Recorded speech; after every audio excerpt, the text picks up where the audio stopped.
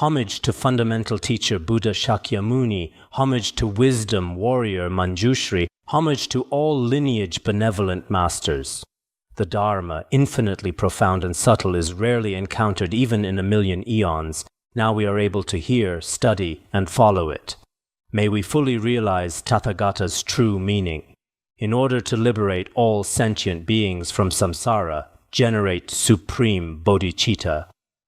Now we continue studying the words of my perfect teacher regarding the effects of the 10 negative actions in the section on karmic cause and effect. The effects of the 10 negative actions are divided into 4 aspects. First, the fully ripened effect. Second, the effect similar to the cause. Third, the conditioning effect. Fourth, the proliferating effect. Each of the 10 negative actions possesses all 4 types of karmic consequences mentioned above, namely the fully ripened effect, effect similar to the cause, conditioning effect, and proliferating effect.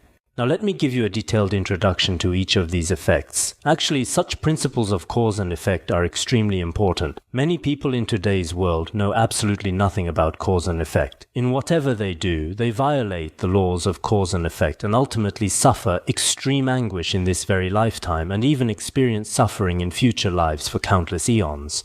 Therefore, for us as practitioners of Buddhism, among all the pith instructions having unwavering faith in cause and effect, that virtue brings happiness and wrongdoing brings suffering, and maintaining unshakable conviction in this principle is particularly important. Because I see many people who, from childhood, have never received education about cause and effect, and after growing up, many people develop doubts about the causes and effects of the 3 times and even develop wrong views, with some going so far as to slander and denigrate. Of course, such denigration is actually nothing more than one's own mistaken views and erroneous information being spread. As for people who can truly refute or overturn the principles of cause and effect from ancient times until now, not a single person has ever been found. Whether they are engaged in scientific education or are practitioners, although some people may not believe themselves, their disbelief is merely their own doubt. It's simply that they cannot understand the principles of cause and effect based on such wrong views. They cannot reach any valid conclusion. Those of us present here, due to environmental influences and the education received from childhood, some people have always maintained a half-believing, half-doubting attitude toward cause and effect, and even at some most crucial moments still don't quite believe or feel certain about the causes and effects of the 3 times. Such people are the most frightening. If you don't believe in the causes and effects of the 3 times, then all your practice may be ruined and cut short because of this. So if you want to believe in cause and effect for those with sharp faculties, it's best to use your own wisdom and use your highest and most refined analytical power to examine. After analysis, ultimately you won't find any errors regarding cause and effect. You'll only discover that your own wisdom simply hasn't kept up with the truth. So the principles regarding the causes of the 10 negative actions mentioned earlier are currently very important for our society. The 10 negative actions we are discussing today will inevitably produce such effects when committed. These effects will definitely manifest. Yet, extremely few ignorant people and those holding wrong views don't believe this. If they don't believe, they are truly pitiful. Let me now give you all a brief introduction to these 4 types of effects. These 4 types of effects actually differ in some temporal aspects, and some differ in the results each effect produces when it ripens. The first one we'll discuss is the fully ripened effect, regardless of which of the 10 negative actions, whether it's killing, stealing, sexual misconduct, lying, or idle chatter mentioned earlier. If driven by hatred, one will fall into the hell realms. If driven by greed, one will be reborn in the hungry ghost realm. If performed in a state of ignorance, one will be reborn as an animal. If one falls into any of the 3 lower realms mentioned above, one will definitely experience immeasurable suffering in each realm. So through greed, hatred, and ignorance, one can respectively be reborn in the 3 lower realms. In Nagarjuna's Precious Garland, it also states, through greed, one becomes a hungry ghost. Through hatred, one goes to hell. Through much ignorance, one becomes an animal. Through their opposites, one gains human and divine rebirths. So, through different degrees of greed, hatred, and ignorance, one can be reborn in the 3 lower realms. Conversely, if we practice virtue without hatred, greed, or ignorance, we will be reborn in the human realm or the divine realms. I remember the Itivuttaka also states, those possessed of greed, hatred, and ignorance lack wisdom and clear understanding. Those possessed of greed, hatred, and ignorance will not see clear wisdom. They definitely cannot be liberated from birth, old age, sickness, and death. Those who possess greed, hatred, and ignorance cannot see clear wisdom. Those who possess greed, hatred, and ignorance cannot be liberated from birth, old age, sickness, and death. Conversely, this sutra also teaches, those free from greed, hatred, and ignorance possess wisdom and see clear understanding. They will definitely be liberated from birth, old age, sickness, and death. Conversely, if one is free from greed, hatred, and ignorance, one will definitely see clear wisdom. If one can see clear wisdom, one will definitely attain liberation. All birth, old age, sickness, and death will be left behind. So we must understand that if greed, hatred, and ignorance are severe, their fully ripened effects will respectively cause rebirth in the 3 lower realms. This must be believed. For example, if today my hatred is particularly severe and it lasts for a long time with an extremely coarse mental state, then this kind of fully ripened effect, the fully ripened effect refers to different causes, ultimately ripening into a type of karmic consequence called the fully ripened effect. The record of the source mirror in China also specifically discusses the fully ripened effect. Actually, different causes ripen into one type of effect. For example, different seeds of bitter causes can produce a type of bitter effect. Different seeds of sweet causes can produce a type of sweet effect. This is the ripening of the fully ripened effect into this type of result. This is something we must understand. The 3 poisons respectively causing rebirth in the 3 lower realms is one explanation. There is another explanation according to the degree of afflictions and the magnitude of motivation divided into 3 levels: superior, middling, and inferior. One is whether their mental state at the time is coarse or not, and also their duration and the magnitude of their motivation. Their degree of afflictions and magnitude of motivation are divided into 3 levels: superior, middling, and inferior. So-called superior negative actions refer to when the 3 afflictions of greed, hatred, and ignorance are extremely coarse and accumulated over a long period of time. Such heinous sins will cause one to fall into hell. These are negative actions where greed, hatred, and ignorance are all combined. Those who commit middling negative actions will be reborn as hungry ghosts. Those who accumulate inferior negative actions will be reborn as animals. In summary, whatever actions sentient beings create will definitely produce corresponding results. The Sutra of the Great Heap of Jewels also states, sentient beings' virtuous and evil actions are like shadows that constantly follow their forms. Whether sentient beings create virtuous or evil actions, it's just like when a person walks on the ground, their shadow continuously follows them. The actions you create may perhaps not necessarily manifest immediately for the time being, but when the time comes, they will definitely produce karmic results. So now many people with wrong views don't understand this principle. Some people even think that this person has committed evil actions, yet he has much good fortune and his family life is very smooth. He commits evil actions, so why is this person so fortunate and happy? Actually, this kind of reasoning is also unreasonable. For example, the happy results he's enjoying now are the karmic results of virtuous actions he performed in the past. It's like a person now who every day not only fails to plant crops, but even completely destroys his own farmland. Yet this person, from his previous year or the year before, that had accumulated wealth, so his family is still relatively prosperous, and he enjoys this every day. He's enjoying his previous wealth in this life, and during this time on the surface, this person appears very wealthy, always having food and clothing, but he has completely destroyed his future resources. Once he finishes enjoying this, he will never have any more. Now, some people may be just like what's described in the letter to a friend. The actions one creates cannot be like cutting your body with a knife to immediately draw blood. All actions you perform today will ripen immediately today. There are extremely few actions like this, but the vast majority are not. So we now must clearly understand the concept of cause and effect and learn through various aspects. If you don't acknowledge this point, just as stated in the Mahaparinirvana Sutra, not seeing future lives, they commit every evil. Such people are indeed very frightening. So we indeed must have correct understanding of the causes and effects of the 3 times. Of course, the most subtle karmic cause and effect are probably difficult for us ordinary beings, let alone even Arhats find it challenging.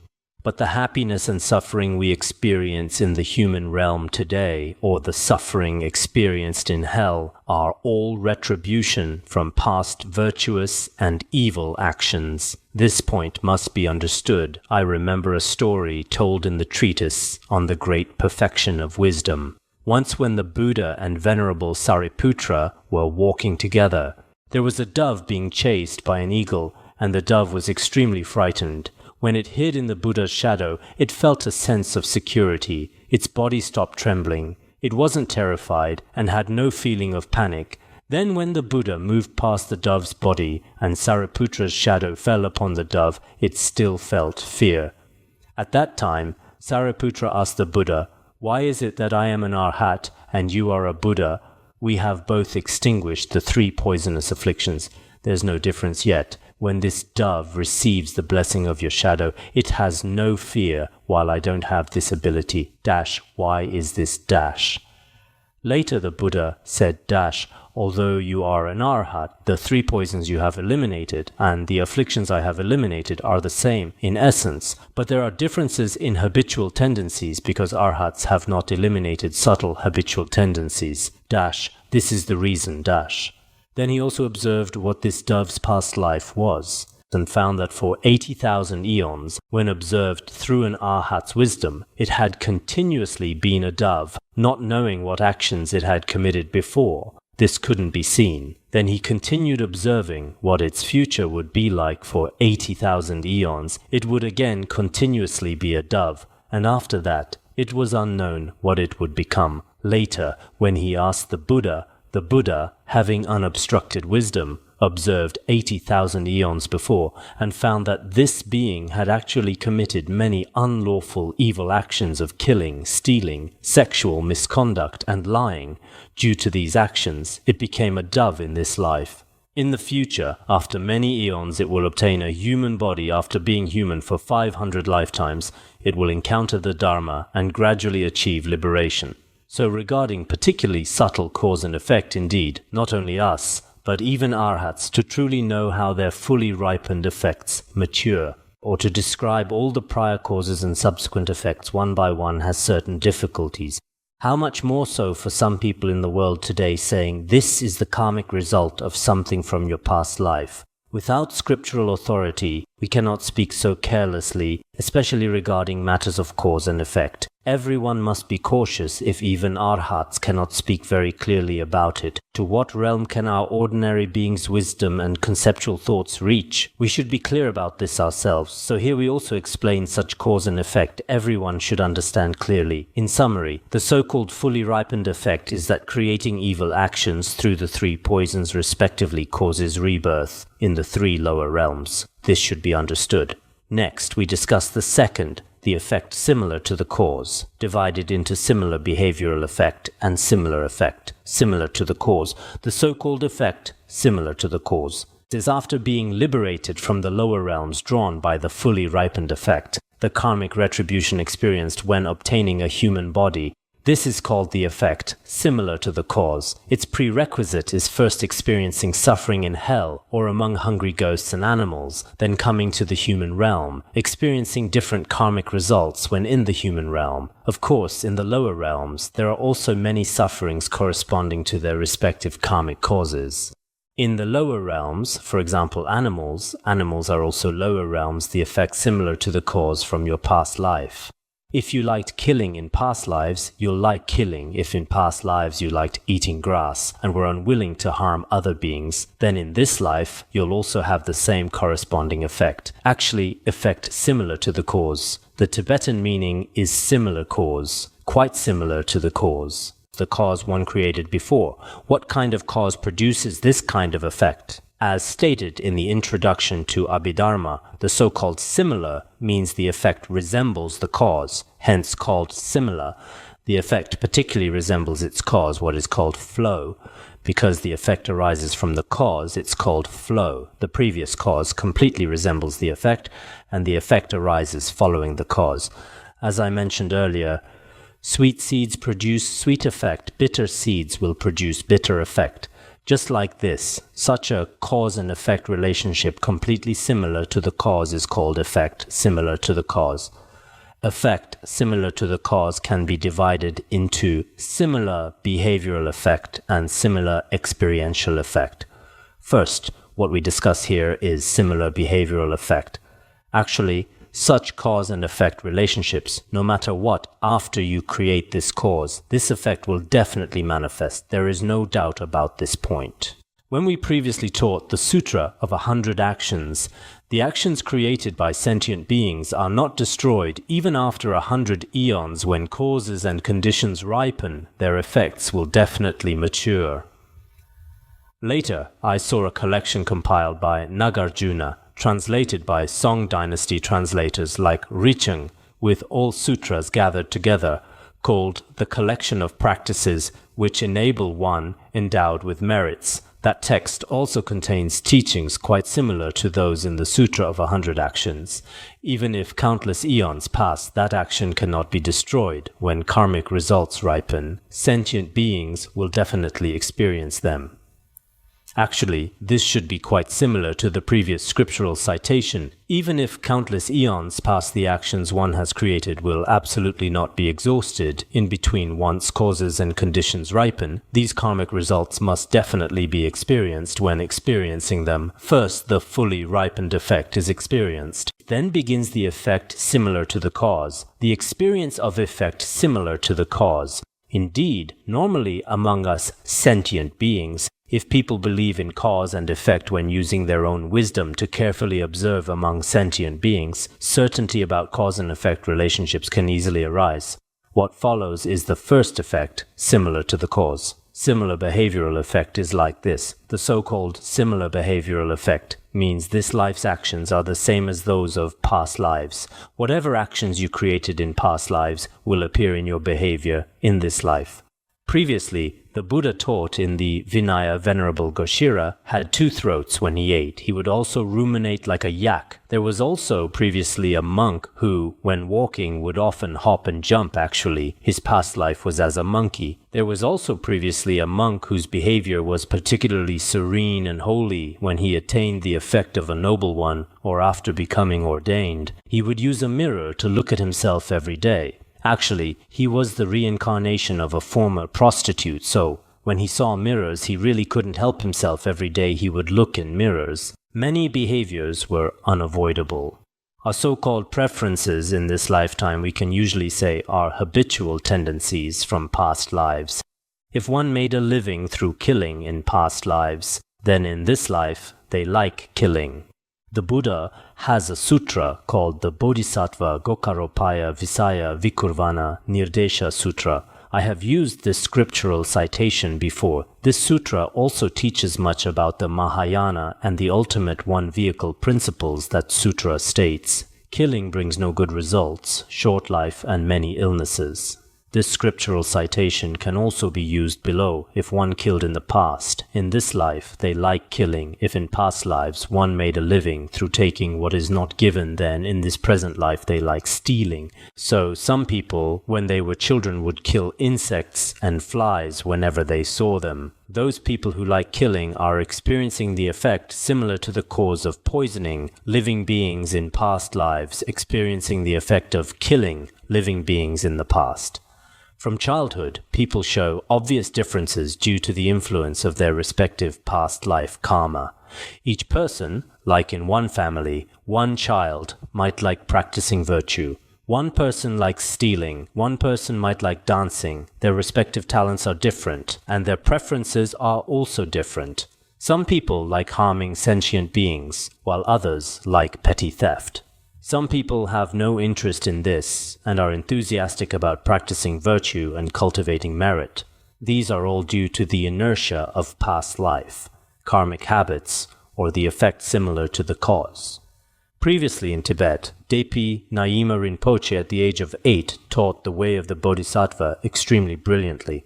At that time, Patrul Rinpoche also said, seeing Drakpa Nyima teaching the way of the Bodhisattva at age 8, there is still hope for our Nyingma teachings. The future will definitely become a glorious period. He said this. In China, many people's preferences from childhood are all different. I heard that the former singer, Teresa Teng, in the 1960s, when she was not yet 9 years old, won the championship in a Huangmei opera competition. And at that time I heard that, in Taiwan, not every household had television. When she heard music sounds from the radio, she understood without learning. After listening just a little, all songs would naturally be completely mastered. So I think each person's habitual tendencies are indeed completely different.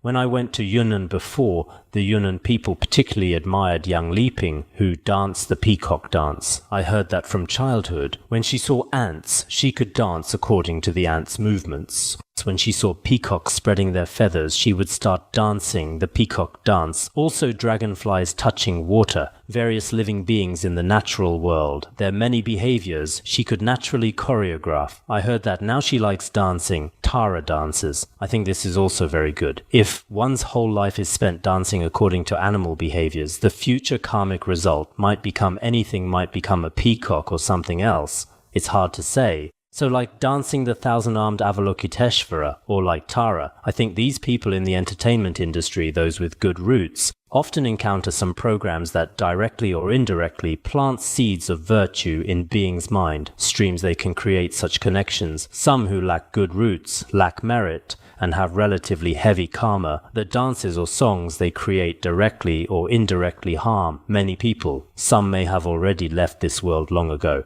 But when people hear this song, raging, fire-like greed, hatred, ignorance, etc. continuously arise in their mind streams. There are also such cases. On one hand, each person's karmic connections and aspirations may be different. So in this world, why do some people like virtue from childhood while others don't like it from childhood? I've heard many parents, when cultivating their children, some are very distressed. Why is my child always very interested in doing bad things? His eyes immediately open wide, but when asking him to study or practice virtue, he's particularly distressed and unwilling. This also has a great relationship with his past lives. This is called similar behavioral effect. Although each of us also encounters some teachers and relies on them, why do some people particularly naturally like hearing, contemplating, and meditating? When hearing about the merits of virtue, they generate faith without any difficulty at all. There are no wrong views or hatred in their mind streams.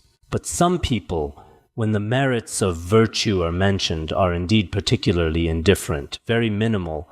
We have a fellow villager there. I don't know why, since I was young, he often spoke of monastics' faults. I don't know what harm monastics did to him. Every time he spoke of a monastic's fault, a small problem, he would magnify it repeatedly, and his mouth was particularly eloquent, making many people listen with great interest. Oh, what this person says is true, as if all monastics had particularly improper behavior. But when speaking of monastics' merits, or virtuous merits, he had no reaction previously. He particularly opposed. Now he doesn't dare oppose. But he has no feeling I deliberately spoke of monastics' merits in front of him, how good monastics are. He had no such feeling at all. So sometimes people indeed, what they did in past lives can be seen in this life. You see, the sutras also teach, where one was born in past lives, observe this present body. Where one will be born in future lives, observe this present body.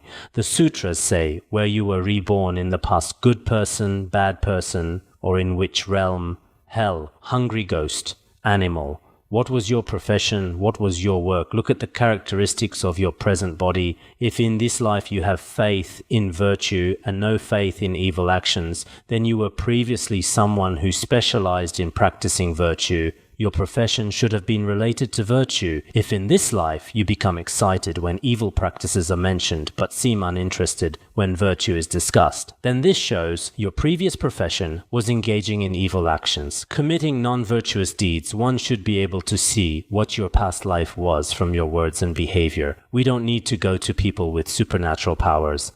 Could you please divine for me? Can you see what my past life was? No need to ask everywhere. No need to ask. Look at your present life. life. If in this life you're particularly happy and can do any virtue, then I was definitely someone who practiced virtue and created virtuous actions before. If in this life I'm particularly suffering and have many wrong views, then my past life was definitely someone who committed evil actions. Our future lives can be seen from this present life.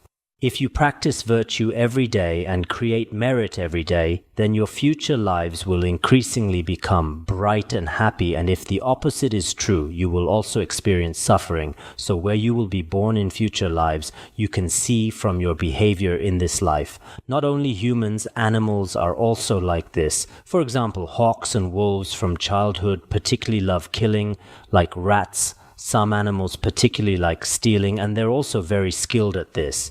You see, when rats steal things, they basically don't come out when people are around. Once they see people go out, they start coming out.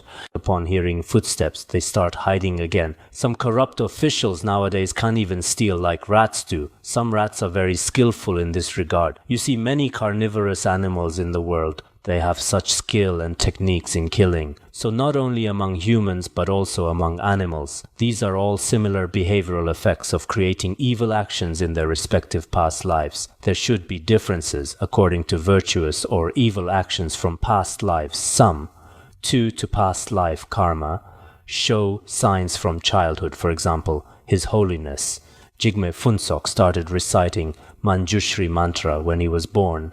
This shows what his past life was like. Previously, there was a book called The Human Soul that said a Japanese soldier who went to Myanmar and was killed by aerial bombing. Later, he was reborn into a family there from childhood. When she heard airplane sounds, she would be particularly frightened. From childhood, she could also speak the same languages from her past life and could perform the same behaviors. So if we don't observe, we might think each person has different karma. But when you truly observe, because 2 or 3 people have different past life karmic connections, many behaviors they display in this life are also completely different. So we should rely on many principles to develop faith in cause and effect. If you cannot generate faith and feel there are problems with these aspects, then you can directly raise this before wise people. You feel this principle is unreasonable. If it's unreasonable, you should provide sufficient reasons to refute it. I think it's simply that there are many things you yourself may not understand. You cannot truly use valid reasoning to refute others. The truth that upholds the existence of cause and effect cannot be overturned. Now we discuss the similar effect similar to the cause. These fundamental principles of similar behavioral effect and similar effect similar to the cause should be understood. These are fundamental principles and particularly important pith instructions. If you develop wrong views on this crucial issue or fail to understand it actually, no matter how high, deep or wonderful the Dharma you receive, you may not necessarily benefit from it. Now, many people particularly like seeking high teachings. Of course, I'm not opposed to seeking high teachings, but your foundation is unstable. You don't even have correct view of cause and effect. You still doubt that performing virtuous actions produces happy results. What kind of pith instructions would such people receive? What kind of excellent teachings? Actually, it should be said to be like building on ice. It cannot last long. So what is most crucial for us now? It's basic Buddhist education. Basic education is particularly needed. Why? Because many people's foundations, correct view of cause and effect and view of life and death in samsara, as well as many basic Buddhist worldviews, both macro and micro, have not been understood. Since you haven't understood these, some of the deepest teachings in Buddhism probably cannot be accepted, even if you have already received them. In your mind stream, it's like ordinary pottery cannot hold lion's milk. If your vessel is unqualified, no matter how exquisite the nectar poured into it, it may not necessarily be beneficial. So regarding these issues, I hope all Dharma friends should carefully observe. What follows is the discussion of similar effect, similar to the cause. Each of the 10 negative actions has 2 types of similar effect, similar to the causes. What are these 2 types of similar effect, similar to the causes? The similar effect, similar to the cause of killing. That is to say, if one committed killing in past lives, then in this life, one experiences short life and many illnesses. One is experiencing short life and experiencing many types of diseases. These are similar effects, similar to the causes from past lives. In the Bodhisattva Gokaropaya Visaya Vikurvana Nirdesha Sutra I mentioned earlier, killing brings no good results, short life and many illnesses, rebirth in lower realms, experiencing various sufferings. That is to say, if we like killing, not only is there no merit, but the sins incurred and suffering experienced are quite extensive. Most importantly, killing results in short life in this very life. One's life is not long. Some people die young as children, some, although they lived to 50 or 60, 30 or 40 years old at that time, no one could save them and they died some, although they don't die, often have bodily illnesses, so we must understand regardless of what kind of person you are. If you're constantly ill every day, this fully indicates that you definitely harmed sentient beings before. From this, we can deduce that if you don't properly repent, you will definitely be reborn in the 3 lower realms. In the future, some babies die right after birth. This is completely the effect similar to the cause of actions from past lives, and the vast majority of these people, for many lifetimes, are born and then immediately die, many not just once. You see that dove we mentioned. It continuously kept becoming a dove. Also, if some of us harmed sentient beings in past lives, then for countless lifetimes, they're born and then die again. This samsara is indeed very frightening, like a particularly large net. There are also some people who, from childhood to old age, are constantly tormented by various diseases. It can be said that throughout their lives, there's almost no time when they're not sick. Some of us, no matter what medicine they take or what doctors they see, nothing helps. It's been like this from childhood. Their whole life is daily IVs and daily illness. This is definitely karma created in past lives, even if such people take any kind of medicine. So many of us now must understand regarding many behaviors manifesting in ourselves. We should know their causes lie in past lives. These are also karmic retribution from killing and beating beings in the past. So when we're sick, don't keep obsessing over medical methods to escape these present diseases. There's nothing wrong with seeking medical methods. But if you always think this is just a present matter with no relationship to past lives, this is probably incorrect. For some illnesses, no matter how you seek treatment, the results are not good at all. But if you recite sutras and properly repent yourself at this time, the effects are more obvious. Why? Some are related to past lives. Of course, for some individual illnesses, our Tibetan medicine also teaches this in this life. When your 4 elements are imbalanced or various occasional conditions converge, some diseases will also occur. There are also such situations energy should be focused on openly confessing evil actions committed in the past, making firm resolutions to reform, abandoning evil and embracing virtue, and other antidotes to evil actions. Actually, what's said here is that the most important thing for you is repentance. If repentance can be purified, many diseases will naturally, and particularly miraculously, be cured. There are also such situations. This concludes the discussion of the similar effects similar to the cause of killing. The similar effects similar to the cause of taking what is not given. Stealing in past lives will cause one to experience extreme poverty in possessions in this life. Even if there is a little bit of wealth, it will also be forcibly seized or stolen, and one will be forced to share it with enemies. Some people who are now impoverished working diligently and conscientiously, putting in effort like Mount Meru, is still not as good as accumulating merit as tiny as a spark, creating merit. Actually, true fortune is what one creates oneself. We must understand this cause and effect relationship. The Sutra on deciding the effect of good and evil actions states, plant fortune to get fortune, plant poverty to get poverty. If one didn't give in previous lives, this life will be poor. Actually, we plant fortune to get fortune, plant poverty to get poverty. The most important condition for planting fortune depends on generosity. So if we don't give it all in this life, if you want to get rich, if you want to obtain all wealth, there are certain difficulties. We often heard before, plant melons to get melons, plant beans to get beans. This worldly saying, actually, very similar principles can be found in Buddhist sutras. There's a sutra called the Shuka Sutra. I don't know who translated it. It seems there's no translator listed actually.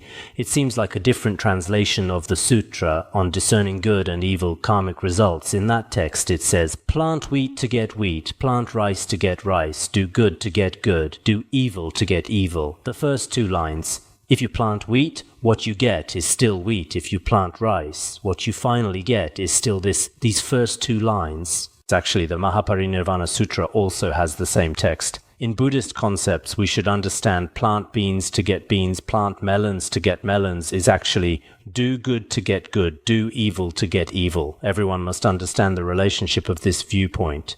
When we previously studied Marx's dialectical materialism courses, some teachers used their own conceptual thoughts to refute this viewpoint. They refuted that good and evil cause and effect arise in the same category, but they absolutely cannot find any reasonable basis. So now in the world, we must understand sweet seeds will produce sweet results, while bitter seeds will get such results. Then this cause and effect relationship, the actions we create in this life, should also have such relationships. For example, if you plant poison, it's impossible for good medicine to arise from poison seeds. It's also impossible for poison to arise from good medicine seeds. Their causal continuity is the same.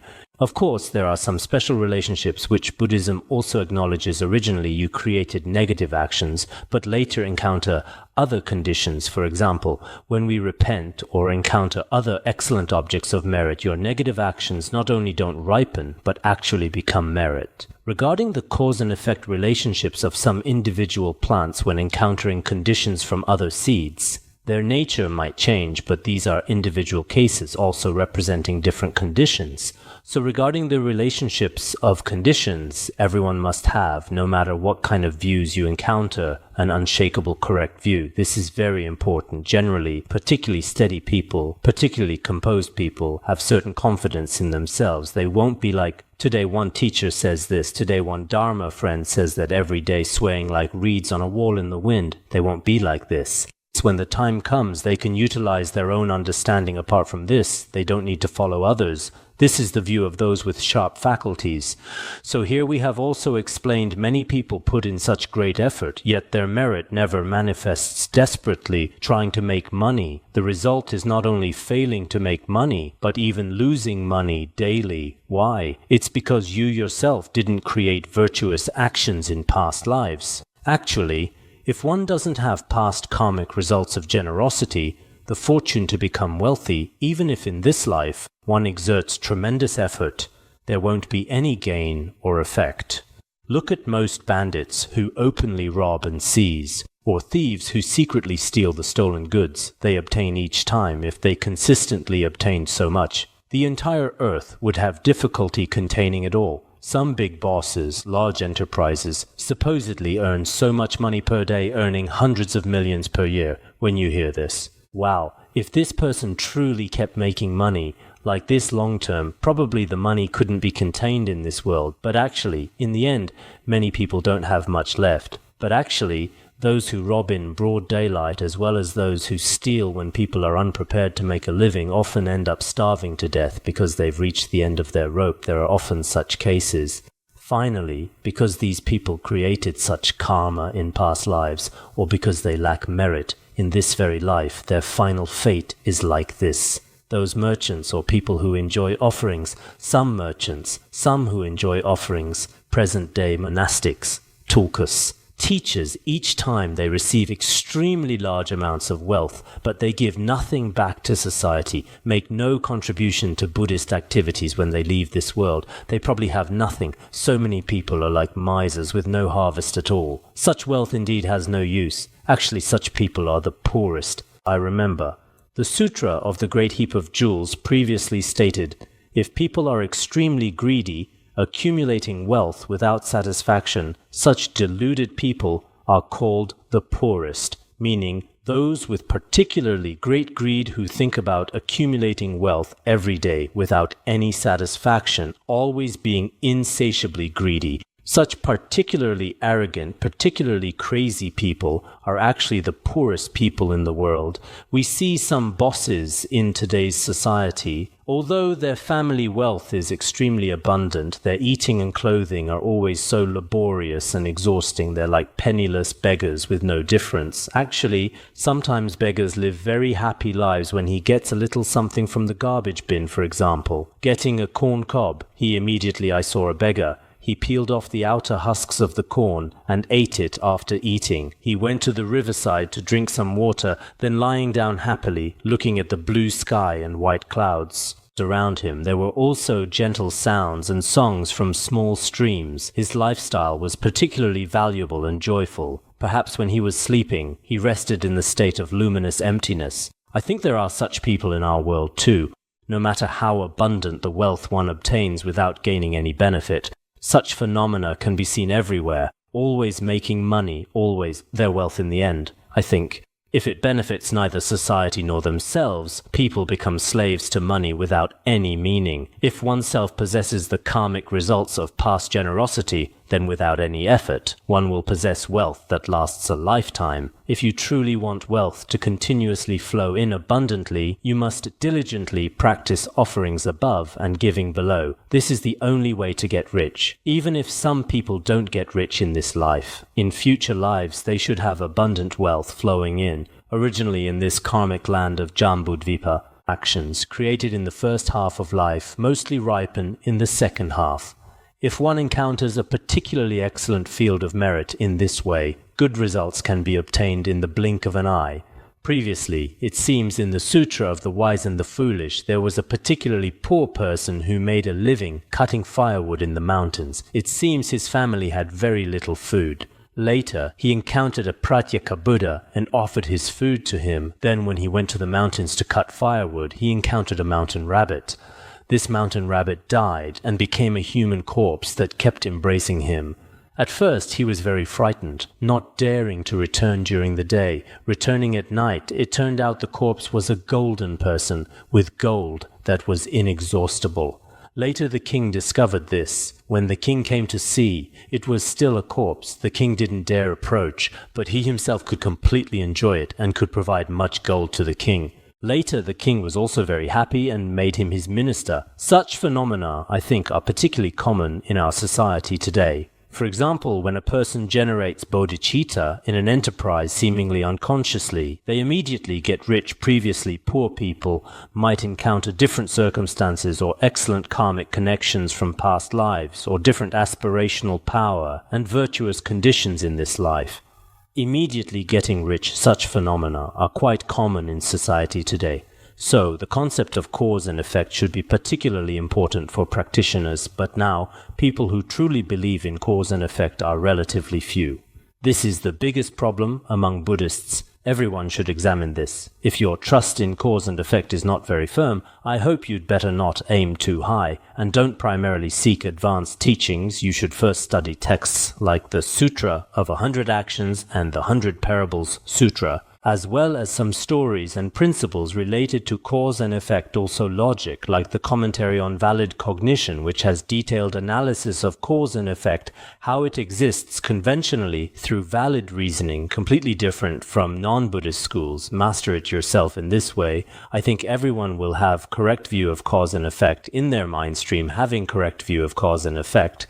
On this foundation, you can practice virtue, just like if a farmer has no farmland, how can you plant crops? All crops depend on this field. Similarly, if you don't have the foundation of basic views on cause and effect, all other merits might eventually be completely destroyed. So first, these most crucial pith instructions must definitely be obtained. It can be said that those who rack their brains to get rich using deceptive methods in business, or those single-mindedly engaged in stealing and other misconduct, what they think in their minds and what they do with their bodies are often opposite. The final result, they will not be able to escape from the hungry ghost realm even for many eons. It's very frightening. If you truly violate such cause and effect, your fate will be like this. The same applies to this very life. In the end, either through karmic attraction, they become poorer and more miserable, or they possess minimal wealth but have no power to enjoy it. They have a little,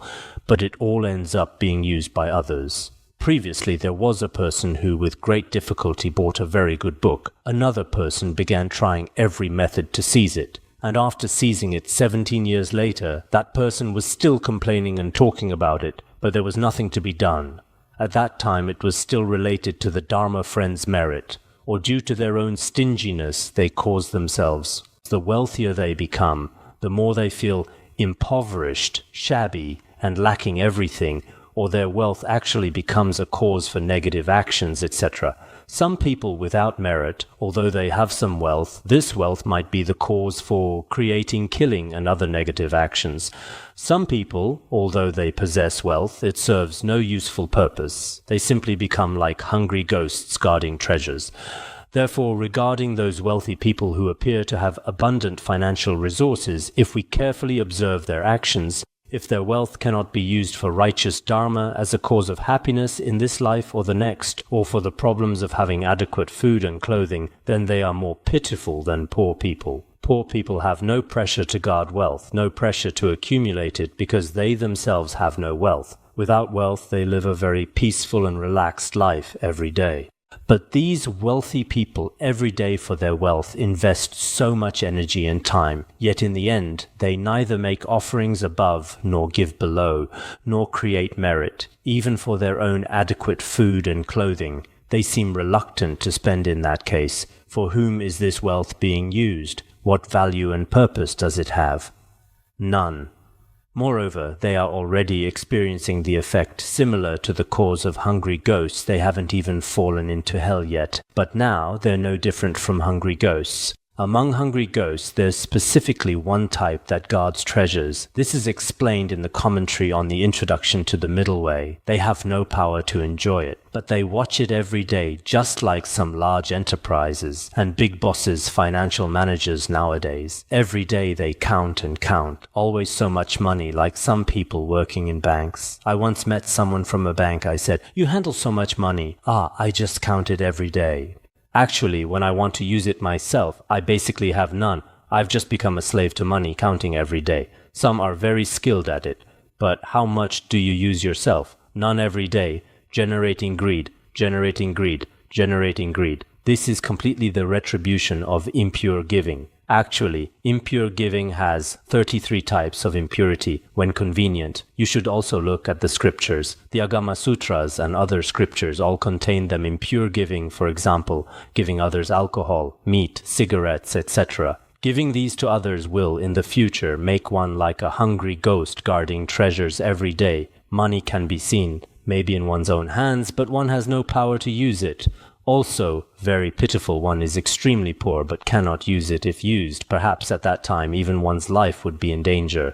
So in this life, I think contentment and few desires are very important.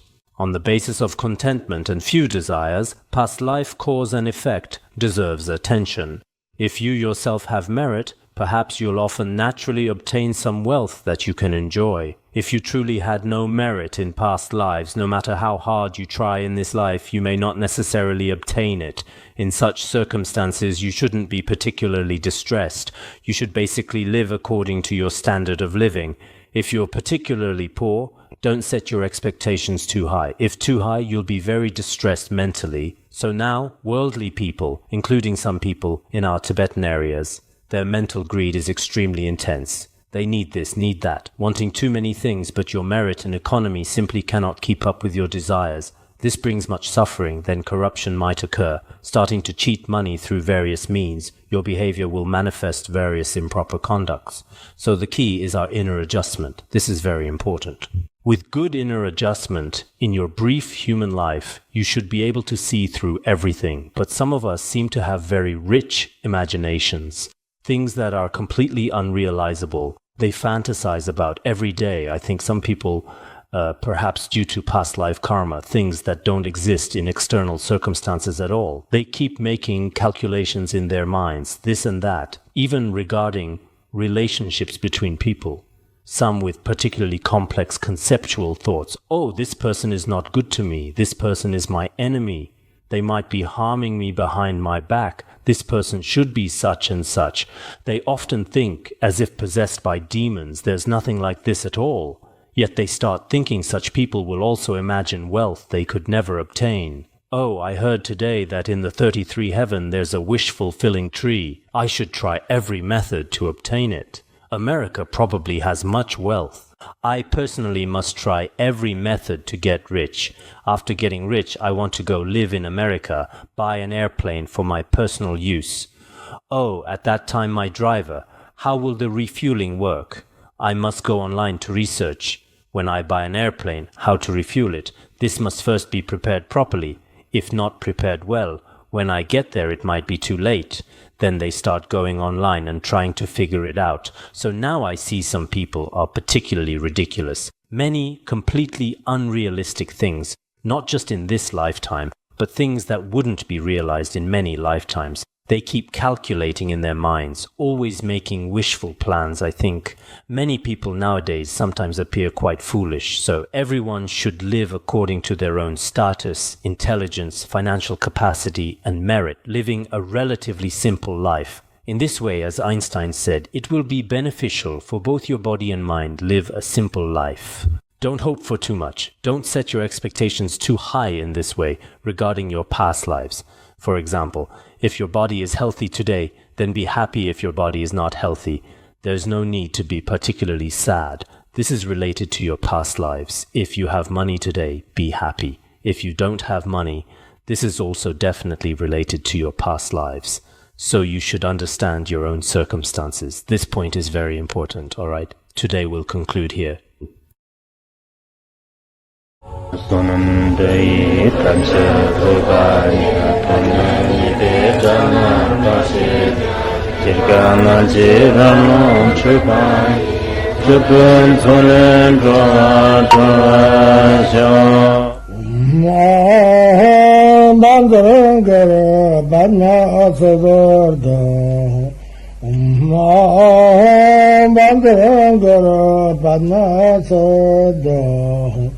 Om